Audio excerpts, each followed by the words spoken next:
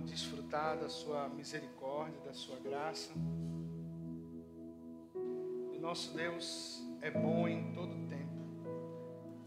Nosso Deus não falha, não muda. E hoje eu quero falar sobre o que nos motiva. O que é que motiva você? Tem uma mensagem que eu já falei uma vez sobre estar motivado, estar animado. Diminui um pouquinho, talvez, o agudo, está dando a microfonia. Mas eu vou botar mais um pouquinho de grave. Qual a diferença de estar animado e estar motivado? A motivação muitas vezes é algo externo que move o meu interior. Mas quando eu estou animado, eu tenho um sopro de vida dentro de mim, que esse sopro de vida de Deus me impulsiona a viver diante de um propósito. Qual é o problema de estar só motivado? É que você espera situações externas para poder mover você. Aquele que está animado, ele tem um propósito. Ele já tem um propósito firme, de forma que as circunstâncias, ela pode abalar, mas não destruir. Por isso que, quando nós vemos nos evangelhos falando sobre uma casa construída sobre a rocha, uma casa construída sobre a areia, uma casa que é construída sobre a rocha, ela pode ter abalos, mas a iminência da destruição é muito difícil de uma casa que é construída sobre a areia, porque o próprio tempo puxa aquela casa, perde estabilidade, por causa da erosão, por causa das circunstâncias da vida, estão entendendo? Então, quando nós temos um propósito dentro do nosso coração, dentro do nosso interior, é mais sólido a nossa caminhada, os nossos objetivos. Quando nós somos só motivados, a gente espera as situações externas, a gente tem que ter alguma coisa. Por exemplo, tem que ter uma nova palavra, você tem que ter um novo... como é que eu posso dizer? Pessoas que só vivem por motivação são pessoas que estão sempre atrás de um guru que tem a palavra do momento. Vocês estão entendendo o que eu quero dizer agora? É tipo, agora a moda é tal coisa, aí as pessoas migram para aquela moda, porque elas se sentem satisfeitas com aquele ambiente, aquilo que é a normativa. Mas quem está animado pelo Senhor, que tem um sopro de vida de Deus dentro dele, ele é constante. Vem as situações, mas ele está ali ainda firme, e ele está diante de uma esperança de que Deus o ama, de que Deus cuida da vida dele. Vamos dar um exemplo. Agora, a criança é um bom motivo para eles estarem juntos, para eles serem unidos e construir uma boa família. É um bom motivo. Mas eles precisam, nesse bom motivo, eles precisam ter uma animação por dentro que o levante, não só por causa do filho. Porque quando esse filho sair de casa, como aconteceu com o irmão Daniel e a irmã Débora, os meninos saíram, fica só os dois. Aí imagine, né? Depois de 20 anos, 30, se encontrar. Oi, você é minha esposa agora? Né? Você não é só a mulher lá de casa não, agora você é minha esposa, lembra? Eu e minha esposa estava esses dias, Annalise, quando teve esse acidentezinho na escola, e ficou mais na casa da avó, que é uma casa maior. Tem uma coisa queimando, né? Amém.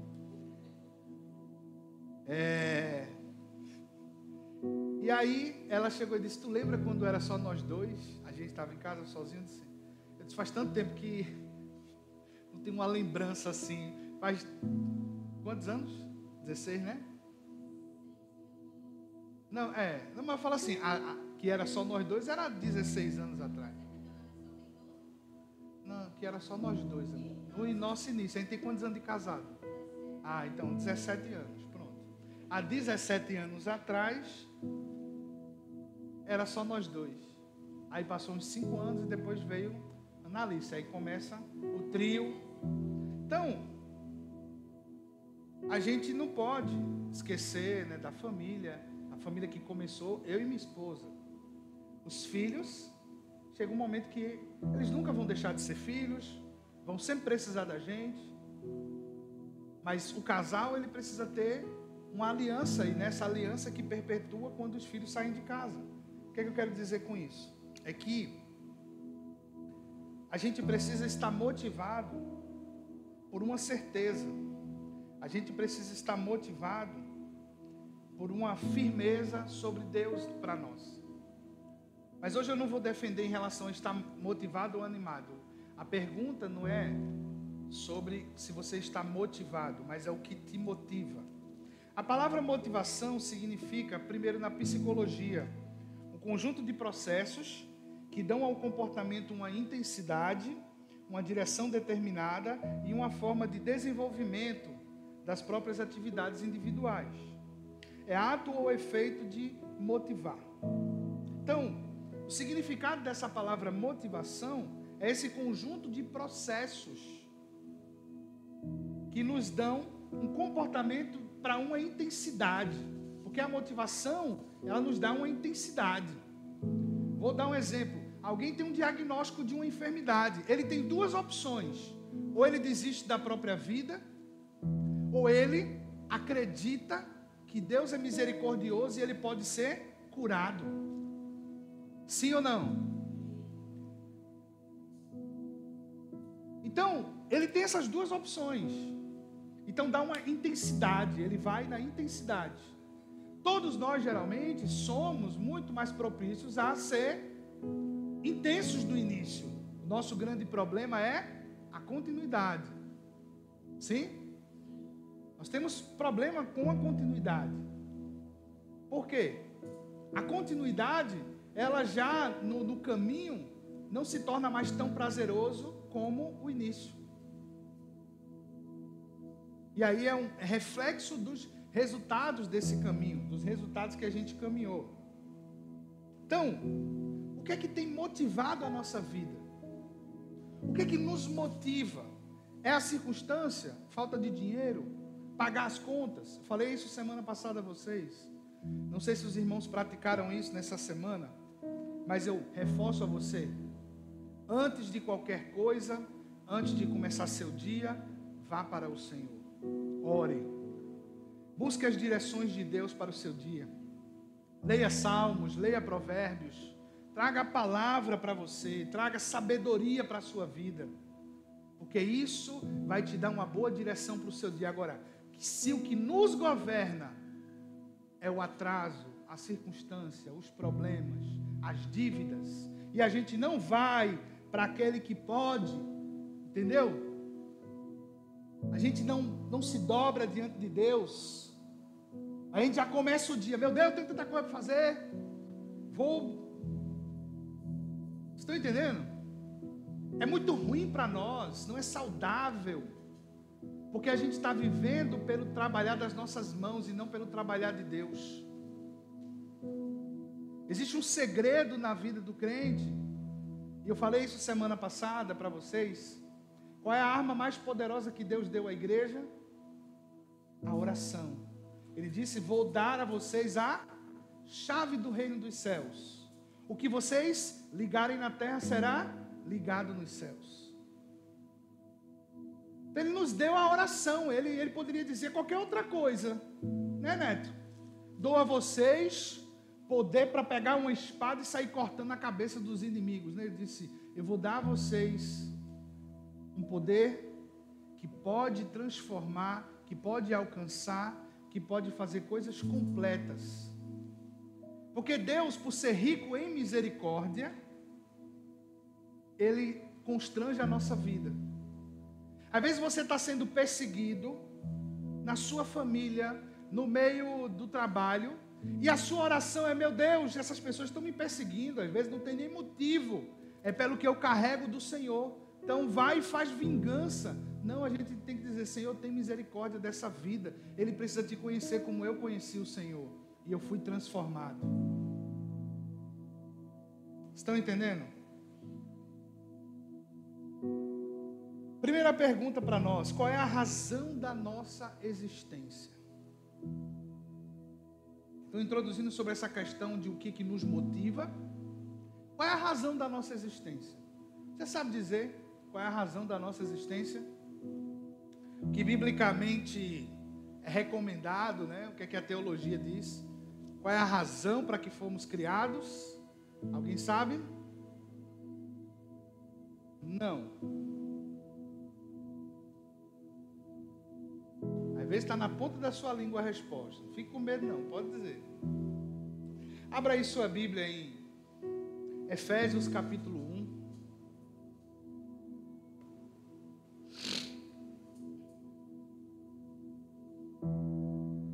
Efésios capítulo 1.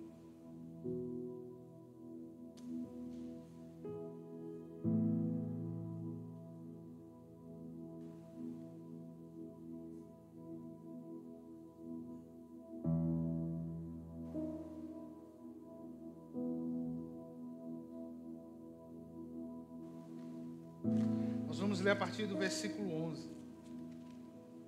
Fique de pé em reverência à palavra do Senhor. Para essa primeira leitura. Capítulo 1, a partir do versículo 11. Nele digo, no qual fomos também feitos herança, predestinados, segundo o propósito daquele que faz todas as coisas, conforme o conselho da sua vontade, a fim de sermos para louvor da sua glória, nós os que antemão esperamos em Cristo, em quem também vós, depois que ouvistes a palavra da verdade, o evangelho da vossa salvação, tendo nele também crido, fostes selados com o Espírito Santo da promessa, o qual é o penhor da nossa herança, até o resgate da sua propriedade, em louvor da glória de Deus. Senhor, obrigado por tua palavra, acrescenta tua bênção sobre nós, fala o nosso coração nessa manhã.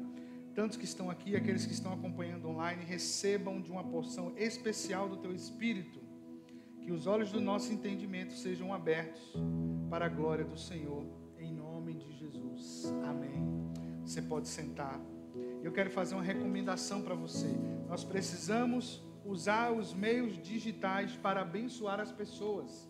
Então, pode pegar seu celular aí, vai lá no YouTube da igreja, bota no YouTube Agape Natal, o Agape Natal Online, pegue o link desse culto agora e mande para um amigo de vocês, mande num grupo da família, mande para alguém. Essa palavra pode abençoar, mande para seu pai, sua mãe, irmãos, amigos. Pode fazer isso agora, eu lhe libero 2 minutinhos para você fazer isso. Vou mandar lá, manda lá, Cláudio, no grupo da igreja. Mas no YouTube você bota Agape Natal Online, pesquisando o canal, você vai encontrar o canal da igreja.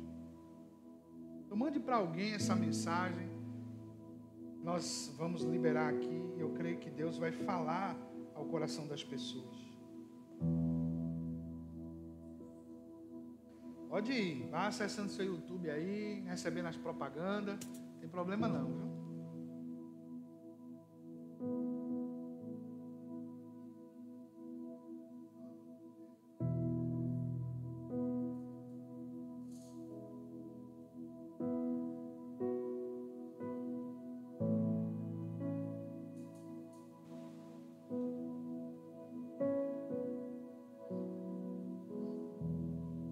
Então,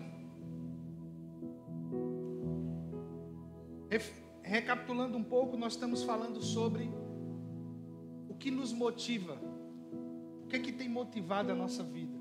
Então nós lemos aqui em Efésios 1:11,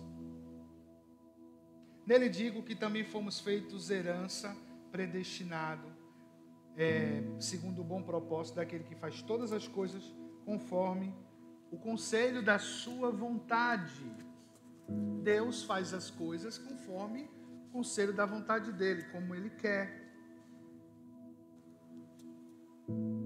como ele deseja. Mas está aqui no versículo 12, a fim de sermos para o quê? Você está vendo aí na sua Bíblia? Para ser o quê? Louvor da sua. Então nós fomos criados para louvor da glória de Deus. Quando perguntar, nós fomos criados para quê? Para glorificar a Deus. A pastora tinha falado aqui, evangelizar, anunciar o evangelho também, mas isso é parte de quê? Eu glorifico a Deus. Lembra o que Paulo fala aos Coríntios? Tudo que a gente faça seja para a glória de Deus. Coma, beba, pense, atitudes, ações, tem que ser para a glória de Deus. Então, nós fomos criados para o louvor da glória de Deus.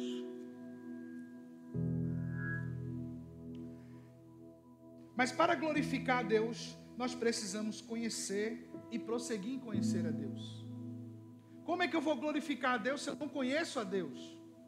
Como é que eu vou glorificar a Ele se eu não sei o que é que Ele deseja? Eu não sei qual é o propósito. Oséias 6,3 fala assim: então conheçamos e prossigamos em conhecer ao Senhor.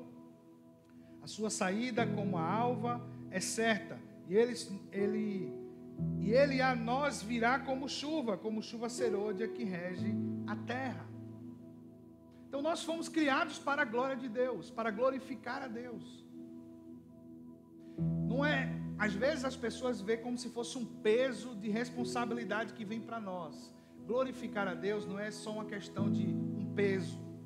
E esse peso é uma coisa chamada responsabilidade, integridade e reconhecimento do amor de Deus sobre nós. A gente não pode fazer realmente de qualquer jeito. Estamos falando sobre Deus. Se Ele é uma divindade, soberano de todas as coisas, então eu preciso ter temor, eu preciso ter o amor, eu preciso confiar. Então nós vamos responder. Você não precisa responder para mim, tá? Mas algumas perguntas que eu vou fazer aqui. Quem é Deus para você? Quem é Deus para mim, para você? Qual o real motivo de adorar a Deus? Nós estamos aqui nessa manhã porque nós queremos algo de Deus?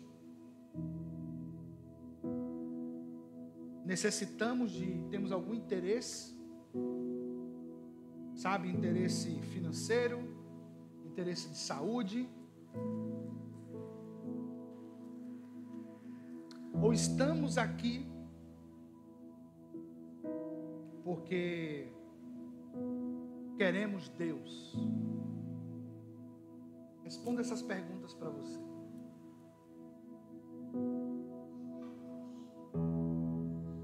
Quem é Deus para você? Algumas pessoas veem Deus como uma divindade distante, mas a palavra dele mostra que ele é uma divindade que quer estar perto. Ele quer estar perto de nós. Tanto que ele entrega seu filho, né, para nos salvar. E não nos deixa órfão, porque quando ele leva Jesus às alturas, ele envia quem? O Espírito Santo, o Consolador, que caminha com a igreja, sim? Que convence o homem do pecado, da justiça e do juízo. É Ele que nos convence, Ele que nos mostra esse caminho, que abre a nossa mente, o nosso entendimento. Então Ele não nos deixa órfãos, não nos deixa só. Então, quem é Deus para nós? Por muitos tempos na história, Deus foi ensinado para as pessoas só ser recorrido quando estamos necessitando de alguma coisa. Depois que eu ganho a minha bênção, depois que eu sou abençoado, eu vivo a minha vida comum e Deus para lá. As pessoas pagariam qualquer coisa pela salvação. Mas sabe o que é interessante? A Bíblia mostra que você não vai pagar nada para ser salvo. Você só precisa crer. Aí dentro do crer tem um combo de vida. Você não vai pagar. Deus não quer que você pague nada para ser salvo. A salvação não se paga nada. Ele te salvou. Agora, para reconhecer isso, vai custar tudo. O que é esse tudo que vai custar para mim, para você reconhecer que Ele é Deus, que Ele é Salvador? O que é que custou para nós? Eu estava conversando com Pedro essa semana no discipulado e estava falando de um filósofo e um humorista conversando sobre as igrejas evangélicas e o impacto que a igreja evangélica tem na sociedade, né? E o filósofo falou assim: Olha, eu acho um impacto muito barato da igreja evangélica. É pouco custoso para o fiel. Um filósofo, Felipe Pondé, dizendo isso. Sabe por quê? O cara chega alcoólatra, deixa de beber, já economiza dinheiro. Deixa de fumar, já está economizando. Porque meu avô era alcoólatra, morreu no alcoolismo. E se minha avó não arrancasse o dinheiro dele, ele deixava na barraca todinho. Sério? Quem teve pai, avô alcoólatra aqui sabe o que eu estou dizendo. A primeira coisa que o cara já ganha, já vai economizar. Você ganha uma comunidade de pessoas que você se torna amigos, que você pode contar com eles. Muitas dessas famílias, os filhos crescem, ganham amigos, casa, ganham um propósito de vida. Aí ele disse, e o cara paga 10%? E ele disse, tem gente que nem paga.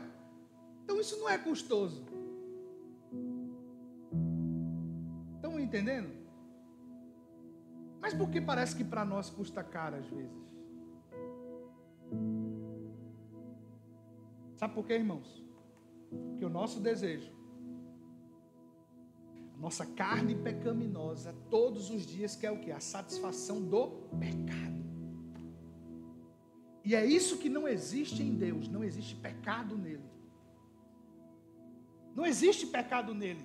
Primeiro, João capítulo 1, versículo 5, Deus é luz e nele não habita treva nenhuma. Ele não tem pecado, então não há pecado nele.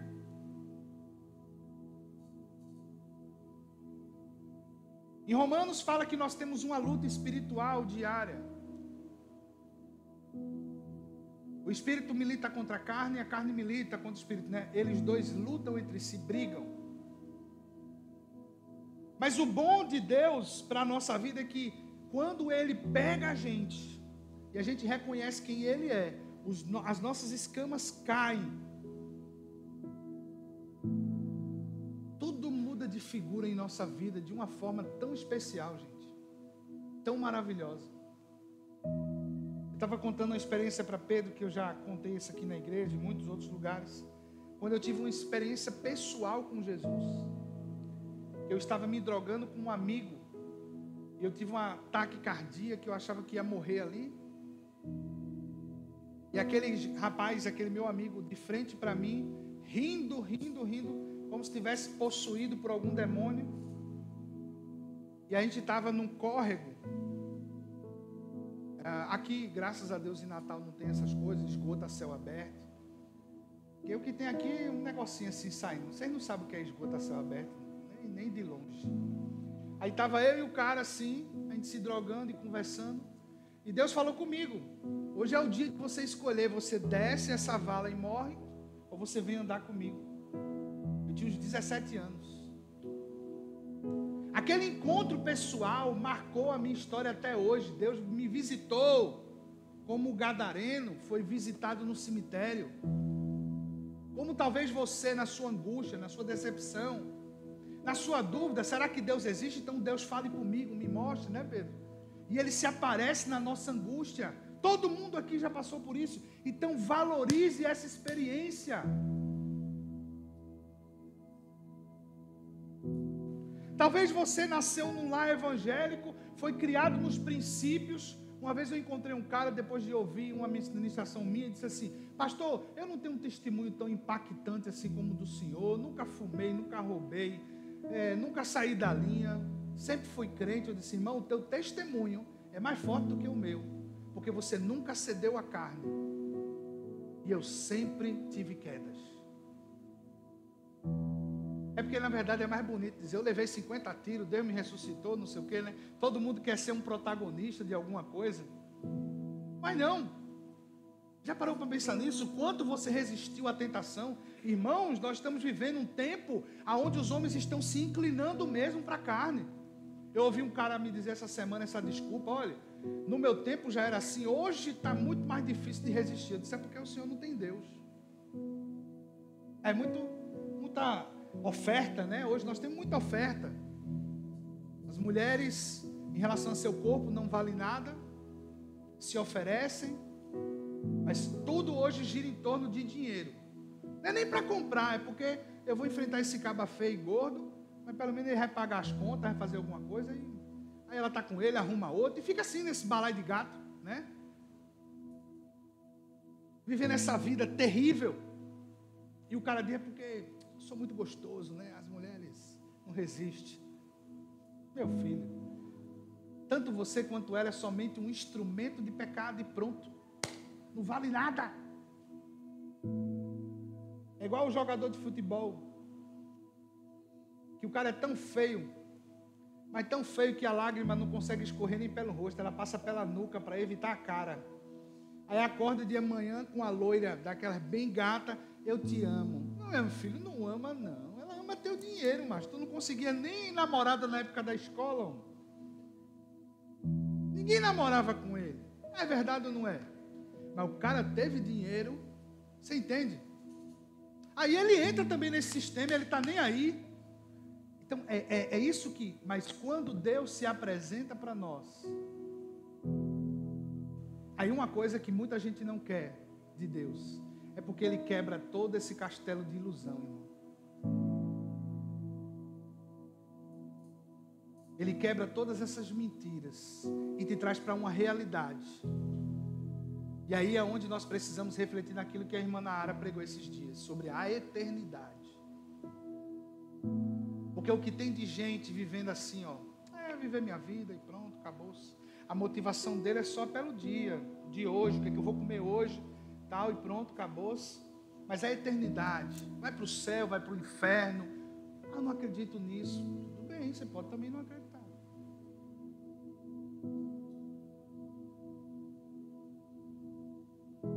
O que é que eu estou querendo aprofundar para que a gente puxe isso aqui? É que o amor de Deus é muito mais amplo do que a gente imagina.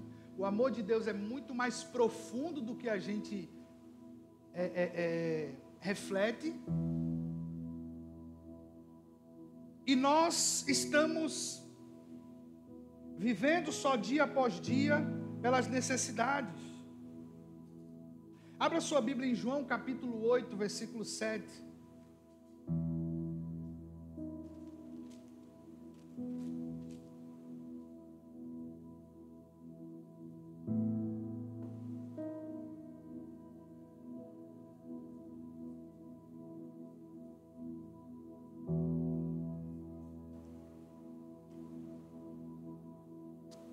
Vamos ler do 8 a partir do versículo 1.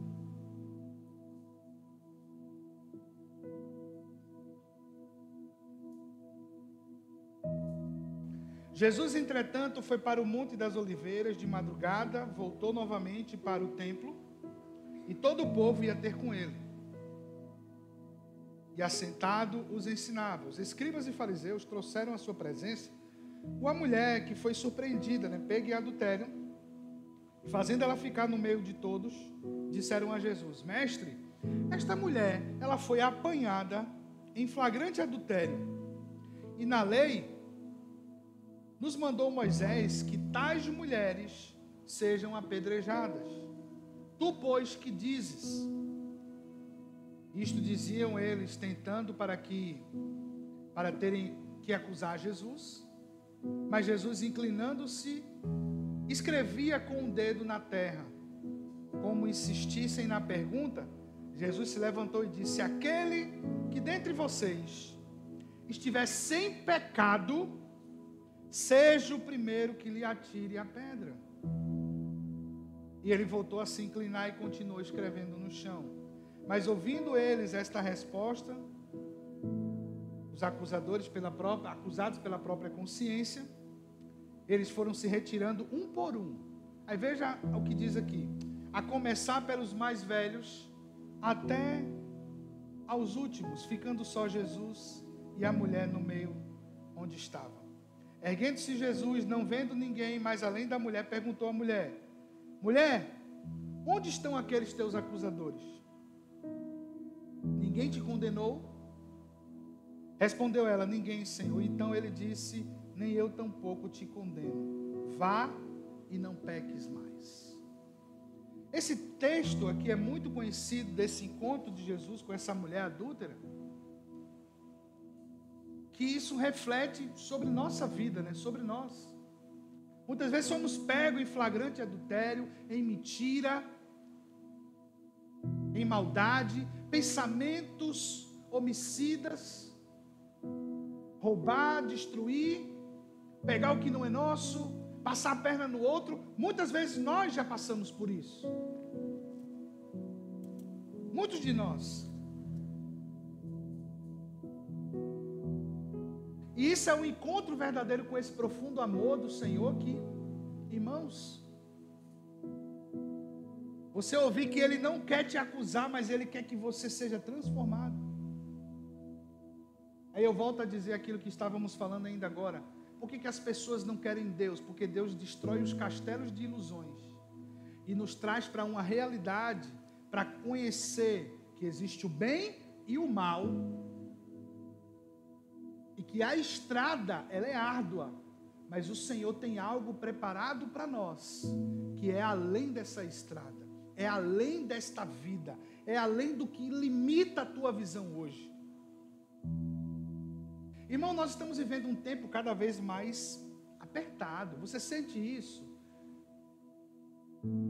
Nós estamos vivendo um tempo de muita pressão, vivendo um tempo onde há uma escassez espiritual, vivendo um tempo onde há uma escassez financeira, e não é só no Brasil, é no mundo todo.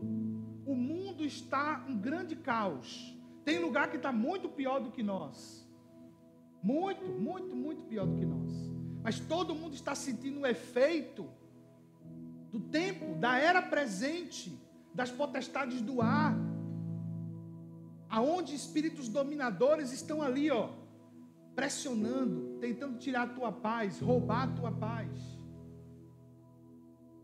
levantando às vezes pessoas que vai tentar confundir tua cabeça, te deixar perdido, perdida. Às vezes cria-se confusões por coisas que não tinha necessidade, famílias que estão brigando por coisas que não valem a pena. Estamos num grande caos. Estamos vivendo um tempo difícil, aonde você às vezes vende um café para almoçar, né? Um tempo financeiro apertado. Diante de tudo isso, irmãos, sabe uma coisa que eu tenho notado? Muitas vezes nós nos rendemos ao espírito desta era. A gente se cansa, mas porque a gente está lutando errado.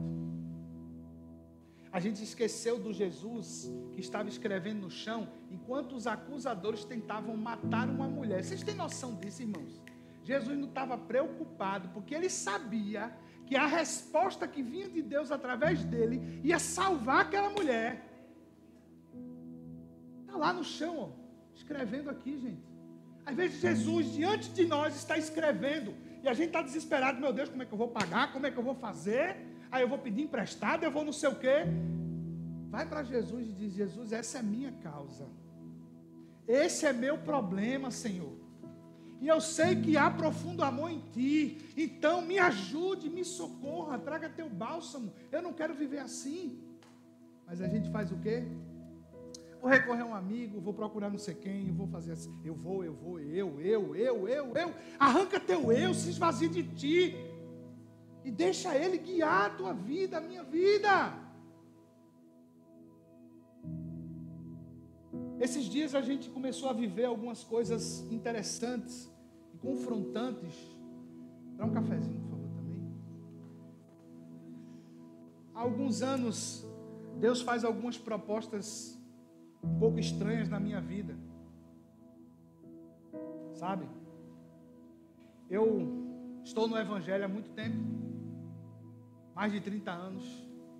Eu tive a convicção de que seria pastor com 12, mas eu nunca quis ser pastor integral, porque eu tinha alguns traumas. Pastor é ladrão, não sei o quê, a igreja não paga bem, todo mundo falando mal, se o pastor muda de carro, é nosso dízimo. Era bom que seu chefe dissesse: é meu dinheiro, hein? Bem empregado aí, tu comprou um carro, hein? Minha empresa. Imagine se seu chefe fizesse isso com você. Não, mas eu trabalhei, e eu também, irmão. Estão entendendo?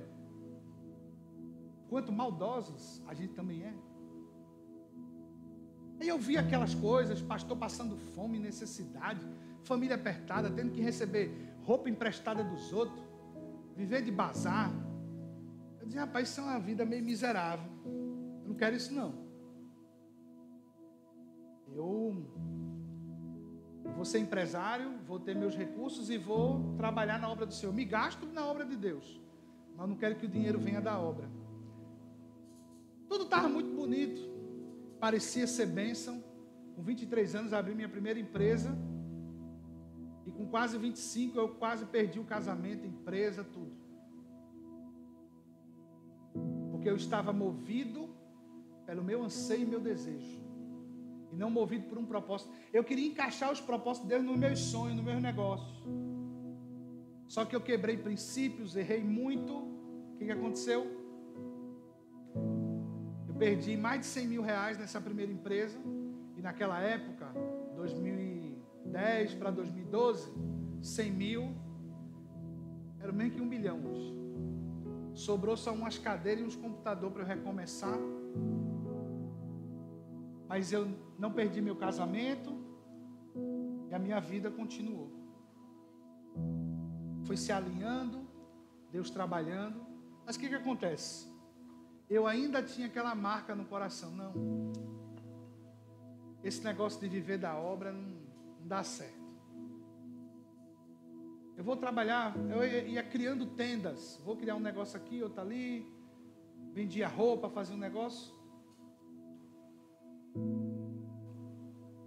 Aí eu me rendi, eu disse, não, vou fazer a obra de Deus. E chega um dia que faltou, irmão, leite para comprar para a Analice na época. Aquilo me deixou muito chateado. Naquela época, uma lata de leite ela tinha que tomar sem lactose, era uns 12 reais. Você não ter 12 reais, 2016. Eu disse, Jesus, eu te amo, amo tua igreja, mas eles não sabem cuidar dos domésticos da fé. Me abra a porta de novo para eu voltar a trabalhar, que eu não quero isso mais não. Aí mais uma vez, Deus disse, está certo. Aquilo que tinha aparência de bênção, como dizia o pastor Gilberto, o pastor que foi nosso pastor, ele dizia assim, eu sofri só sovaco de aleijado. Que anda de muleta, né? Aquela muleta que bota aqui no sovaco. Com certeza, aquele sovaquinho ali é sofrido, viu? Porque, irmãos, aí eu voltei a trabalhar, parecia bênção, Pedro. As portas se abrindo, o cliente aparecendo, aí eu já começo a sonhar e vou em frente, vamos embora. Aí abri a agência de publicidade e tal, mas, irmão, deu muito errado. Quando parecia que ia dar certo, levava um golpe. Levei golpe de crente. Eu tive uma raiva tão grande de trabalhar para crente. De falso apóstolo, de pastor, de irmão. E eu não suporto quando o irmão usa carteirada, mas é da igreja, né? Se é da igreja, deveria pagar mais. Porque a gente entende o reino que a gente trabalha, né? Nosso Deus não multiplica do nada, então por que tu não vai me pagar melhor? Eu tinha um irmão que queria 50% de desconto. Eu disse, irmão, tu tem massa encefálica ainda aí? Tu sabe o que é 50% de desconto de um serviço? Eu vou começar a oferecer com 50% de desconto do dobro, né? Eu comecei a fazer a minha tabela assim também, entendeu? Se era 100, ele queria 50%, eu botava que era 300, para ele achar que estava na vantagem. É, irmão, tem que ser assim. Infelizmente, as pessoas tudo querem ganhar, é complicado. E outra coisa, não adianta você ser o ignorante. Não, faz o seguinte, já que é assim o mundo, tudo bem. Se seu serviço é 1.000, bote logo que é 1.500, que ele vai chorar, vai pagar 1.200 e vai ficar os dois felizes. Pronto. É assim, irmão. É assim que eu levo, realmente. Primeiro porque eu aprendi nesse sofrimento todinho, Neto, a valorizar o meu conhecimento. Eu sofri muito para ter. Olha, meu primeiro patrão na área de marketing e publicidade, o cara que eu aprendi muita coisa, seu Cleudo, ele fumava e cuspia do meu lado. O velho já estava nem aí para a vida, fumava um cigarro atrás do outro e tinha um baldezinho de cuspir na empresa dele. Aprendi muito com aquele cara, mas tive que ir. O ceboso é ele, não sou eu não. E fumar junto com ele. Sofri, irmão, para aprender. Sofri muito, levei muita porta na cara, fui insistente e tal. Então valorizo o que eu carrego. Sofri bastante para aprender. Entendeu? Para chegar numa empresa e como é que tá? Tá tudo errado. Em um ano você organizar a empresa. Sofri para aprender isso. Então pronto. Ah, quanto é? É X, não posso. Deus te abençoe.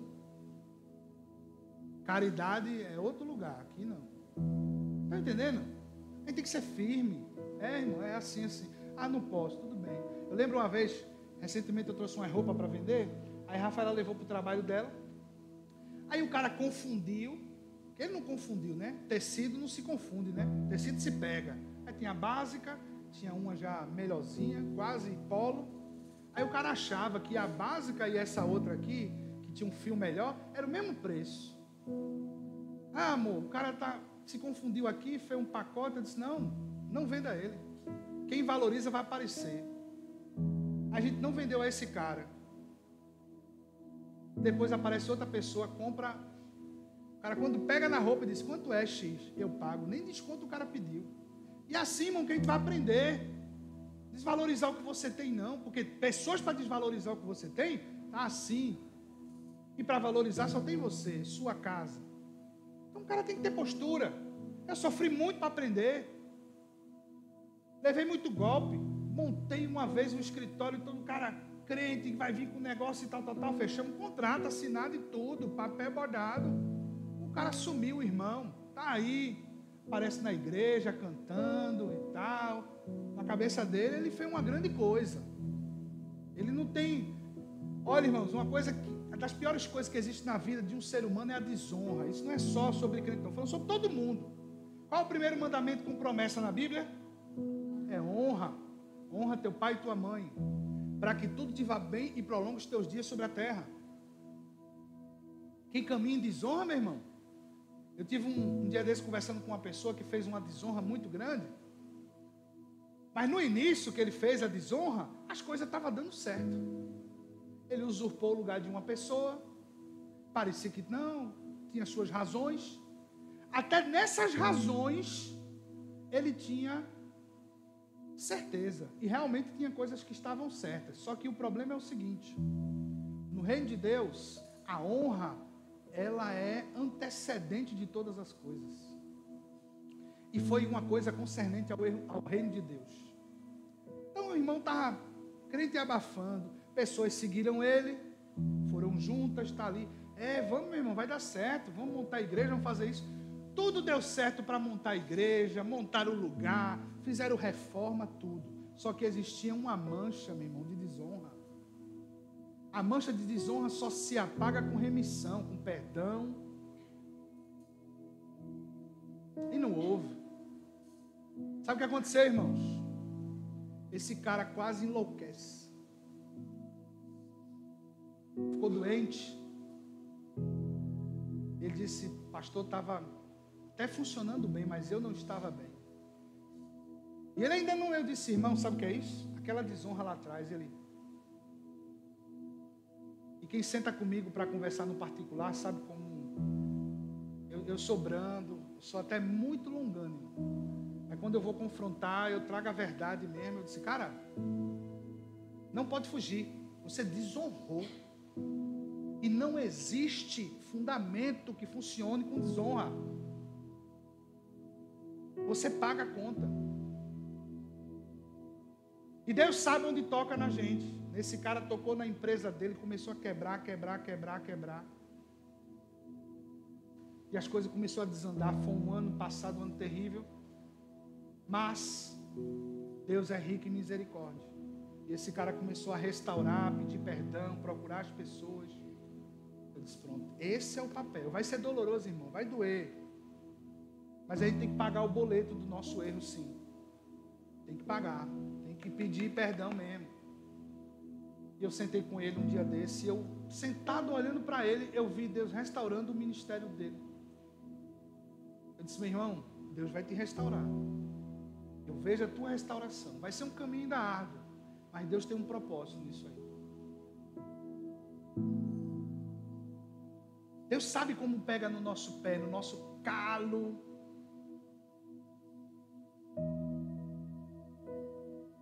E algumas semanas atrás, mais ou menos um mês, Deus me pegou. Porque foi uma coisa assim, esse ano foi um ano muito atípico para nós em algumas situações aqui na igreja. No início do ano, aconteceu algo comigo que é algo que foi muito bom, mas durou muito pouco. Não sei se vocês lembram, eu falei isso, girou uma chave em mim, que eu acordava de 5 horas da manhã, dormia cedo, e começou a minha vida. Minha mulher ficou muito satisfeita, porque eu estava agora acordando cedo, ajudando mais cedo e tal, dormindo cedinho. A gente viajou, Deus começou a fazer algumas coisas, preguei para muita gente até sobre isso. A gente foi para Garanhuns, passou um tempo lá, sentamos com algumas pessoas que a vida dessas pessoas estava de cabeça para baixo. Deus liberou algumas palavras, organizou a vida desse povo. Mas quando a gente voltou de viagem, irmão, parece que na cidade aqui tinha um demônio esperando a gente para dizer assim, eu quero ver se ele aguenta essa pressão que vai vir. Irmão, que tempo difícil de março até agora. Difícil financeiramente, difícil emocionalmente. Pessoas saindo daqui da igreja e tal. A gente ficou sem louvor, sem equipe de música, a gente se virando nos 30. Lembro como se fosse hoje, no domingo, eu disse, não, a gente, motivo, né? Que eu estava falando, tá, qual o motivo? Meu motivo era a ferida. Meu motivo era Deus, o pessoal abandonou a gente. Aí eu vim cantar aqui, Evandro lembra, Evandro aqui no pé do meu ouvido, pastor, o tom está errado. Eu disse, já foi, meu filho, agora. Eu tocando numa nota em outra. Eu fiquei com uma raiva tão grande naquele dia, assim, preguei com raiva. E Deus me esmiuçando por dentro. Eu disse, misericórdia, que é isso? Cheguei para Deus e disse, Deus, essa igreja vai fechar, ela é sua, como é que é o negócio? Aí Deus pegou no meu pé e disse, mas meu filho, como é que está seu coração? Eu quero você para perto. Desista dessas coisas. Vamos voltar para a obra, vamos visualizar a obra.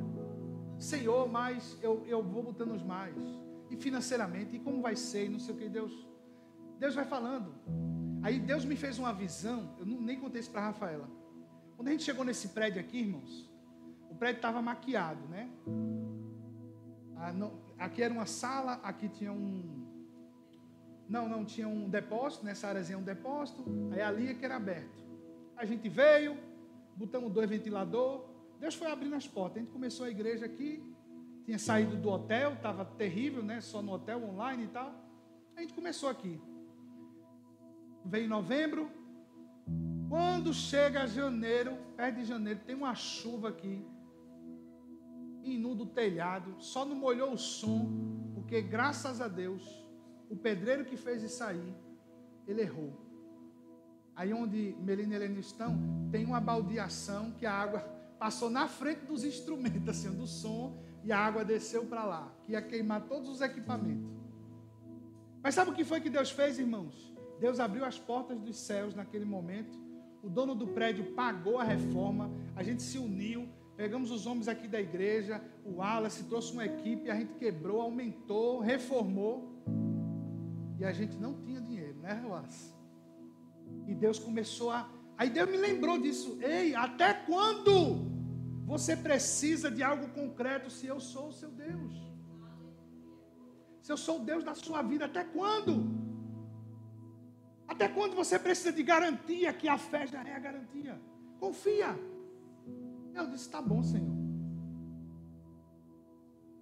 Eu fiz uma oração. No dia de congresso de mulheres aqui, eu tive um ataque muito grande de Satanás. Eu tive vontade de morrer. Eu não queria me matar, mas eu tinha uma ânsia de morte tão grande. Já contei isso aqui, que eu vomitei nada. Passei mal.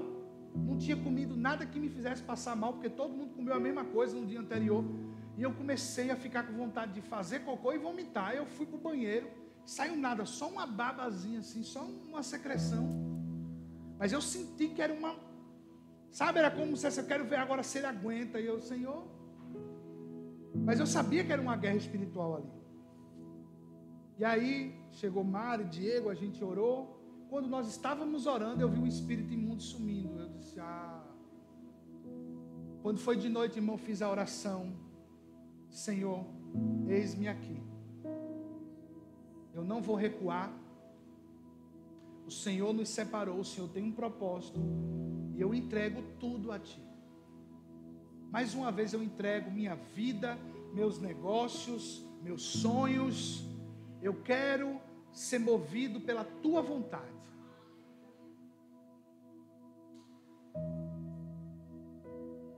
Duas semanas depois, eu volto a ficar daquele jeito, acordando cedo, com disposição, com tempo. Irmãos, eu passei uns meses, a depressão voltando, vontade de nada, ânimo para nada. E eu não dizia nada para ninguém, que eu disse, rapaz, deve ser alguma mudança hormonal, não sei o que e tal. Mas mal, muito angustiado. Muitas vezes é isso, queridos, nós precisamos lançar sobre Ele as nossas ansiedades. E ouvir que aquele que escreve no chão e perdoa pecados, como fez da mulher que foi pega em adultério, é o Deus que quer pegar você hoje por dentro e dizer, eu tenho um plano na sua vida. Eu tenho uma mudança para a sua história. Eu não planejei você para viver no fracasso.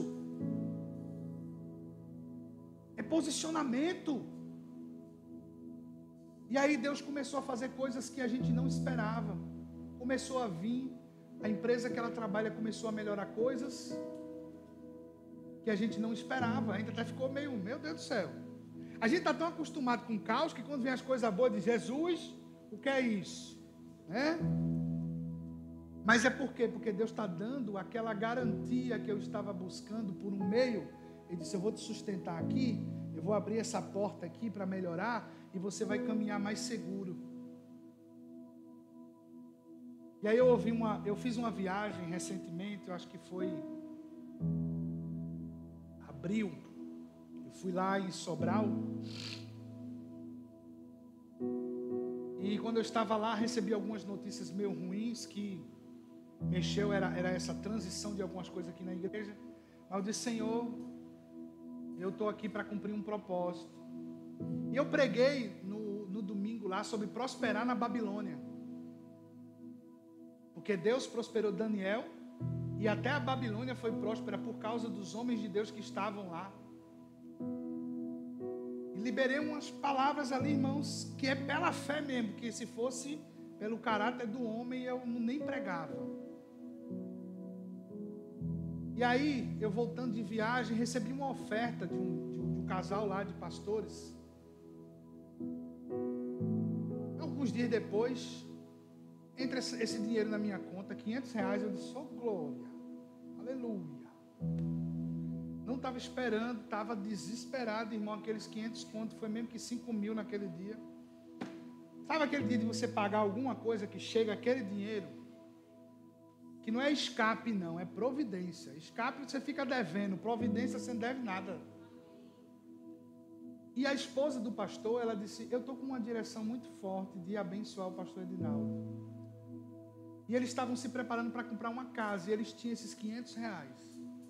Ela disse, mas o dinheiro que a gente tem é esses R$500 para casa. Aí ele disse, tem problema não, se Deus está dando a direção, vamos fazer. Eu soube isso essa semana, irmãos, eles nem me contaram antes, me contaram agora. Ele disse que um mês depois, Deus abençoou, que ele recebeu uma oferta de R$20 mil para essa casa. Eles estão com a casa agora comprada. Eu até falei, meu filho, pode crer aí. E anote isso, porque aqui é terra fértil. Deus vai multiplicar esse dinheiro. Ele disse, amém, pastor, eu creio. Naquele dia, meu milagre era R$500. E eles, um mês depois, era 20. Talvez o teu milagre, eu não estou falando só sobre dinheiro, eu estou falando de um Deus completo. Um Deus que nos vê nos mínimos detalhes. Ele vê onde está o nosso coração. Enquanto as acusações estão vindo, Jesus está lá tranquilo, escrevendo no chão. E os acusadores da mulher em redor dela, vamos matar, é prostituta, foi pega em adultério, a lei manda. Só que Jesus tinha uma convicção tão grande que a palavra dele ia mudar a rota, que ele só se levanta e diz, vocês que estão aí para acusar, que não tiver pecado, podem pegar a pedra e apedrejar a mulher. E a Bíblia fala que dos mais velhos aos mais novos, todos saíram, porque todos são pecadores.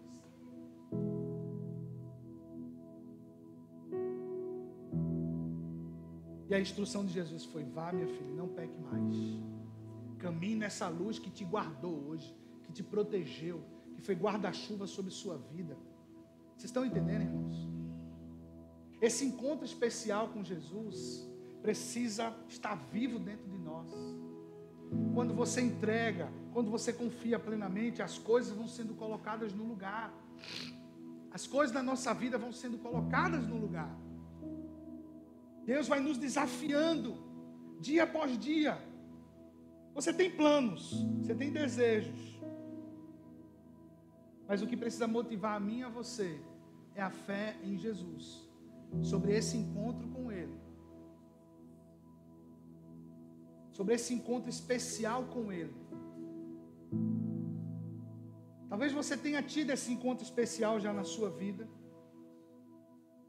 E esse encontro especial com Jesus ficou esquecido. Porque, irmãos, uma coisa que a gente faz muito é esquecer da nossa salvação, esquecer de onde Deus nos tirou. A gente esquece porque a gente vai se acostumando com o dia a dia, né? A gente abandona o primeiro amor porque vai se tornando comum. E como nós falamos no início, nós fomos criados para glorificar a Deus. Então estar perto de Jesus deve ser a nossa prioridade. A nossa prioridade não é trabalhar. Isso é consequência de conservar a prioridade. Estão lembrados? Mateus 6:33. Buscai, pois, em primeiro lugar o reino de Deus e a sua justiça, e as demais coisas. A palavra do Senhor chama de demais coisas aquilo que nós colocamos como prioridade. Por quê? Por que Deus fala isso que é demais coisas? Porque a prioridade de Deus foi nos salvar. E se isso é importante para Deus, a nossa salvação, nós precisamos caminhar nessa luz.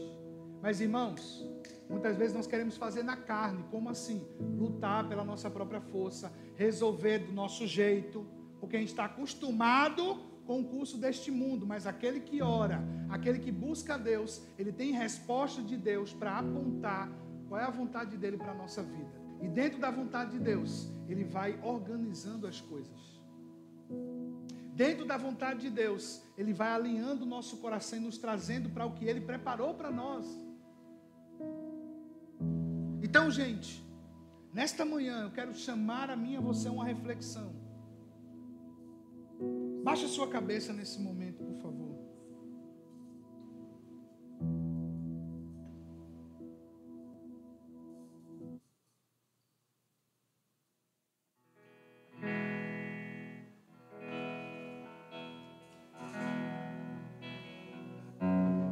Desse encontro com Jesus. Lembre como você estava, como você foi encontrado por Ele.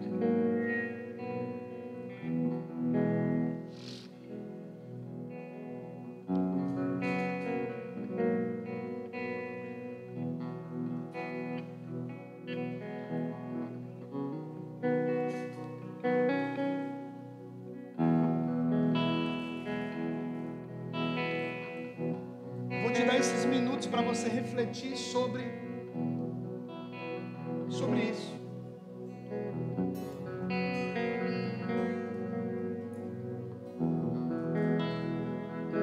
Se você abandonou o primeiro amor, se você está dando prioridade mais ao seu trabalho, às coisas que tem para fazer, aos estudos,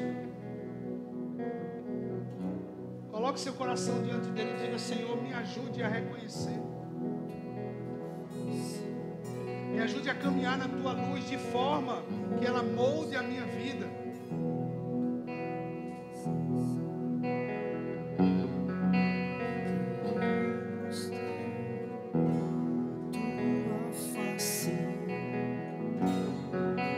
Queremos ver tua presença. Queremos ter Deixa Ele moldando o seu coração.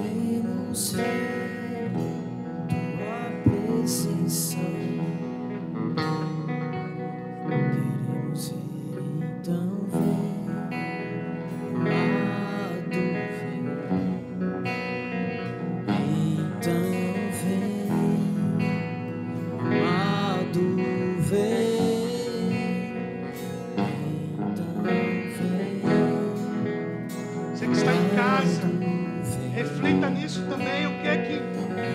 O dia do encontro com Ele. Deixa Jesus pegar você. Ele está te chamando para perto nessa manhã. Deixa Ele mostrar o amor dEle para você.